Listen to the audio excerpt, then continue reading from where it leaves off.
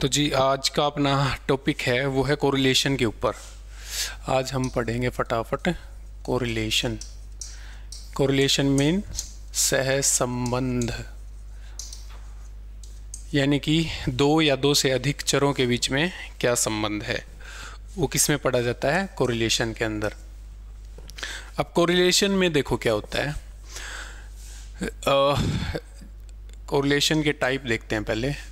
Zero correlation, zero, फिर आता है पॉजिटिव, फिर आता है नेगेटिव। मतलब कि एक चीज़ दूसरे से कैसे संबंध रखती है, यानी एक के बढ़ने से या दूसरे के घटने से उनका आपस में क्या इफेक्ट आता है, वो चीज़ हम कोरिलेशन के अंदर पढ़ते हैं। जब हम बात करते हैं किसी दो या दो से अधिक के बीच पॉजिटिव कोरिलेशन की, तो पॉजिटिव कोरिलेशन का मतलब क्या है, जब एक वेरिएबल बढ़ता है तो दूसरा वेरिएबल भी उसके साथ बढ़ता है। जैसे एज के साथ हम मान लेते हैं, जैसे जैसे एज बढ़ती है वैसे वैसे हमारा वेट बढ़ता है या हाइट बढ़ती है। ये इसके पॉजिटिवली कोरिलेटेड है। दूसरा एग्जांपल लेते हैं हम नेगेटिव कोरिलेशन का। नेगेटिव कोरिलेशन में क्या बात करते हैं हम, जब एक वेरिएबल की वैल्यू बढ़ेगी तो दूसरे की कम होगी, इसलिए क्या नेगेटिवली कोरिलेटेड कहा जाएगा उनको। जैसे जितना हम अपना जेब खर्च बढ़ाएंगे उतना ही क्या होगा, हमारी जो सेविंग है या बचत है वो कम हो जाएगी। यानी कि ये चीज़ क्या है, ये नेगेटिवली कोरिलेटेड है। जब एक चीज़ बढ़ रही है तो दूसरी चीज़ कम हो रही है। ये किसके अंदर आएगा, नेगेटिव में। पॉजिटिव में क्या आएगा, जब एक चीज़ बढ़ेगी तो दूसरी भी उसके साथ साथ बढ़ेगी। तो उन वेरिएबल्स के जो रिलेशन को हम क्या बोलेंगे कि दीज आर पॉजिटिवली कोरिलेटेड। और ज़ीरो कोरिलेशन में क्या होता है, जीरो का मतलब होता है कि उसके बढ़ने या घटने से दूसरे के बढ़ने या घटने पर कोई फ़र्क नहीं पड़ रहा। ये कम जगह बताया जाता है, लेकिन होता है ये भी कि अब जब इफेक्ट ही नहीं आ रहा तो इसलिए इसको कंसीडर नहीं किया जाता। मेनली हम दो ही लेके चलते हैं, पॉजिटिव और नेगेटिव कोरिलेशन। तो चलिए देखते हैं। इसके अंदर सबसे पहले हम करते हैं मल्टीपल कोरिलेशन। मल्टीपल कोरिलेशन क्या होता है? मल्टीपल कोरिलेशन के अंदर हम देखते हैं कि एक वेरिएबल के ऊपर एक या उससे ज़्यादा के वेरिएबल्स का क्या इफ़ेक्ट आता है। एक वेरिएबल इसमें क्या होता है, डिपेंडेंट, और दो वेरिएबल्स क्या होते हैं, इंडिपेंडेंट। इसको कैसे समझेंगे, एक बार इसको क्लियर कर देता हूँ मैं। इसको समझने के लिए हम देखते हैं कि जैसे हम क्रॉप या वीट लेके चलते हैं, गेहूं का उत्पादन करते हैं हम, तो गेहूं में किसकी आवश्यकता है, रेन की और फर्टिलाइज़र की।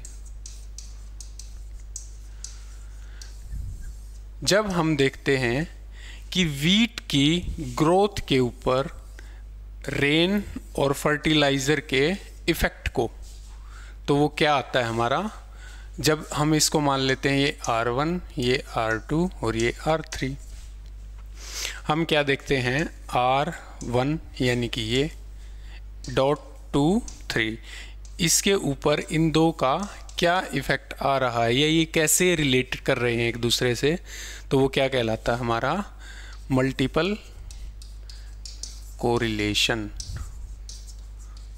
इसमें क्या होगा, इसमें एक तो डिपेंडेंट वेरिएबल होगा। डिपेंडेंट क्या है यहाँ पे, डिपेंडेंट है क्रॉप, यानी कि जो फसल है हमारी वो क्या है, डिपेंडेंट वेरिएबल है। डिपेंडेंट क्यों है, क्योंकि ये डिपेंड कर रही है किसके ऊपर, रेन के ऊपर, और दूसरा फर्टिलाइज़र के ऊपर।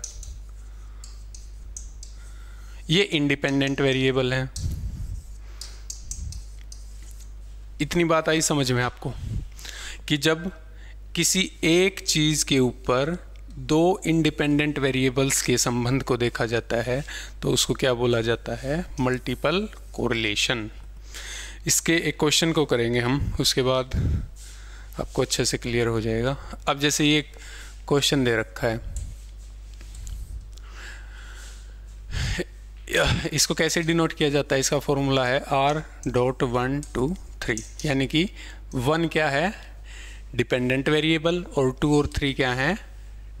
Independent variable. R क्या है? कैपिटल R क्या दिखाता है? मल्टीपल कोरिलेशन को, मल्टीपल कोरिलेशन। अब वैल्यूज हमारे पास गिवन है, फॉर्मूला आपको इसका याद करना पड़ेगा।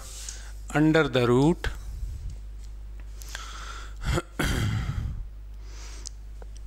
ये क्या है? R12 का स्क्वायर प्लस R13 का square minus 2 into R12 R13 R23 divided by 1 minus R23 का स्क्वायर। ये पूरा अंडर द रूट, ये इसका फॉर्मूला है, ये आपको याद करना पड़ेगा मल्टीपल कोरिलेशन के लिए। तो चलिए इस क्वेश्चन को सॉल्व करते हैं। अब डायरेक्ट करना क्या है? हमें जस्ट वैल्यूज़ को पुट करना है। R1.23 is equal to under the root R12 का स्क्वायर। R12 की वैल्यू क्या है? 0.60 का स्क्वायर प्लस R13 का स्क्वायर। R13 की वैल्यू क्या है? R13 की वैल्यू कहाँ गई भाई? यहाँ लिखी तो थी मैंने। R13 की वैल्यू है 0.40, 0.40 का square minus 2 into R12। R12 की वैल्यू इंटू 0.60 इंटू R13 की वैल्यू 0.40 इंटू R23 की value 0.50 divided by 1 minus R23 की वैल्यू कितनी है? 0.50 का स्क्वायर। एज इट इज़ यहाँ तक फॉर्मूले में जस्ट पुट कर दिया। अब इसको सोल्व करेंगे। सोल्व करने के लिए हमें कैलकुलेटर मिलेगा एग्ज़ाम में, आप लेके जाएंगे। अब देखते हैं इसको सोल्व करके। ये देखिए 0.60 इंटू 0.60 0.36 प्लस ये कितना आ जाएगा? 0.16, इतना ही आएगा ना, 0.16 माइनस 2 इंटू 0.60 इंटू 0.40 इंटू 0.50, ये आएगा 0.24। कितना आ रहा है? 0.24, 0.24 डिवाइड बाय 50 का स्क्वायर क्या होगा? 25, तो ये हो जाएगा 1 माइनस 0.25 अंडर द रूट। अब इसको फर्दर सोल्व करेंगे। इसको फर्दर सोल्व करेंगे, ऐड करने के बाद ये आएगा 0.3783 0.3783 divided by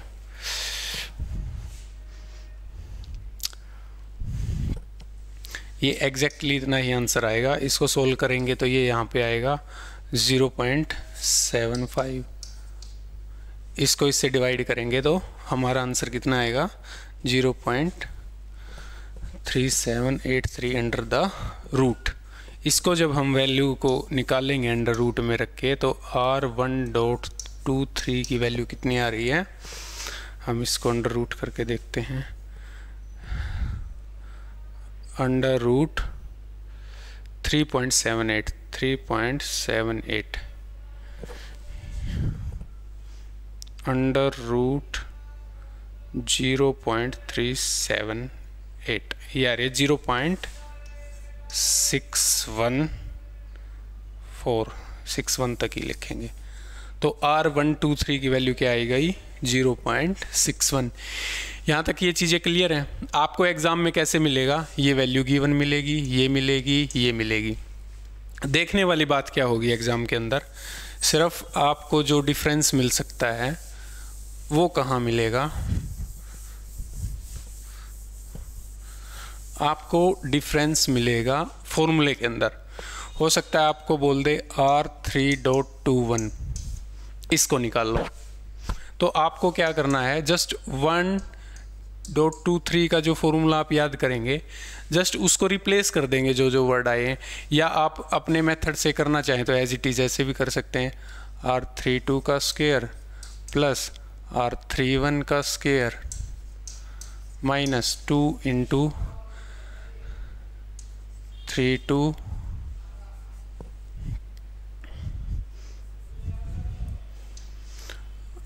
R32 into R31 into R21 divided by 1 minus R21।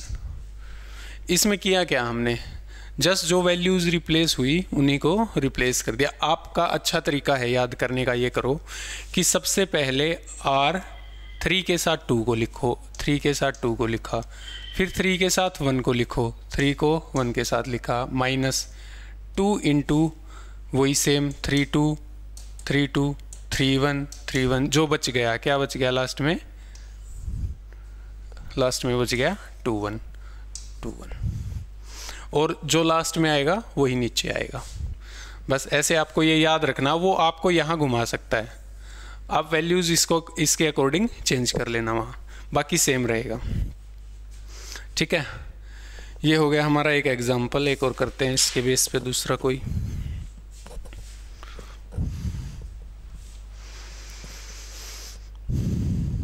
एक दूसरा एग्जाम्पल है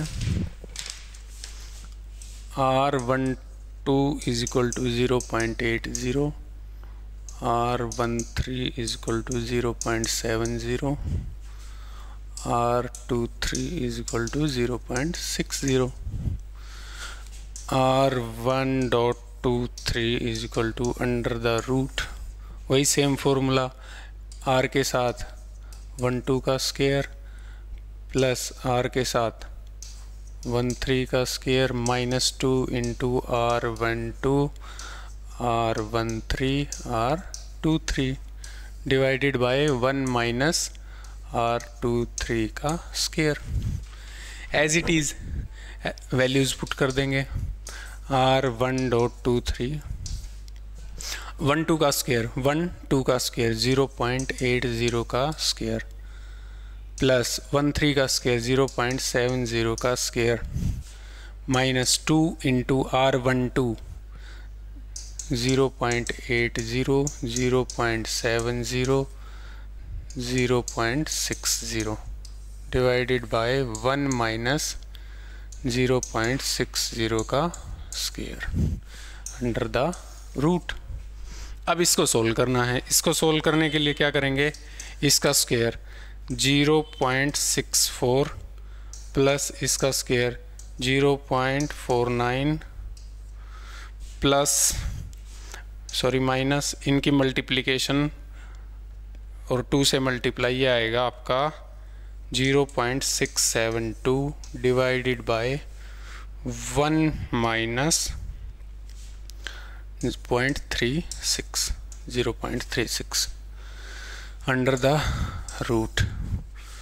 अब इसको करेंगे फर्दर सोल्व, ये आ जाएगा 0.458 divided by 0.64 under the root.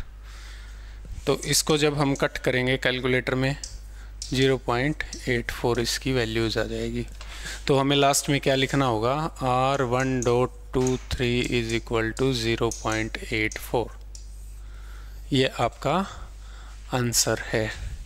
ठीक है, यहाँ तक कोई दिक्कत?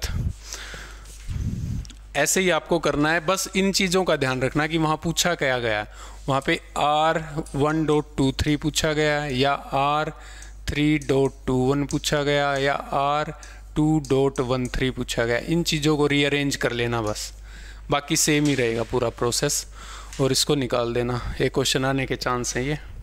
बाकी अब हम करेंगे पार्शियल कोरिलेशन।